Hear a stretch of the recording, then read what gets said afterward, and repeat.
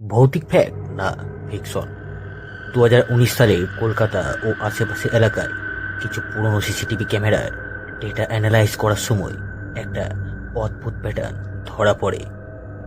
রাত্রি 3:16 থেকে 3:18 এই 2 মিনিটে শ্মশান, ফাঁকা হাসপাতাল, করিডোর আর প্রত্যেকটা বাস স্ট্যান্ডের ক্যামেরাগুলোতে হঠাৎ ফ্রেম ড্রপ আর অস্বাভাবিক ব্লার দেখা যায়। টেকনিক্যাল রিপোর্টে লেখা ছিল ভোল্টেজ ইস্যু, কিন্তু আশ্চর্যের বিষয় প্রতিবারই ব্লার ফ্রেমে একটা মানুষের মতো ছায়া, যার কোনো স্পষ্ট মুখ নেই আর পা মাটিতে ঠিকভাবে পড়ছে না। সব কিছুই সময় একই, 3:17।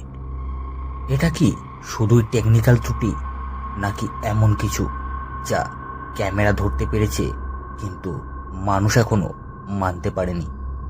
ফ্যাক্ট না ফিকশন? এই বিষয়ে আপনার কি মতামত কমেন্ট করে অবশ্যই জানাবেন। আর হ্যাঁ, চ্যানেলে যদি নতুন হয়ে থাকেন চ্যানেলটিকে অবশ্যই সাবস্ক্রাইব করে আমাদের পাশে থাকবেন। আবার আসছি নতুন একটা ভিডিও নিয়ে। ততক্ষণের জন্য ভালো থাকবেন, সুস্থ থাকবেন। নমস্কার।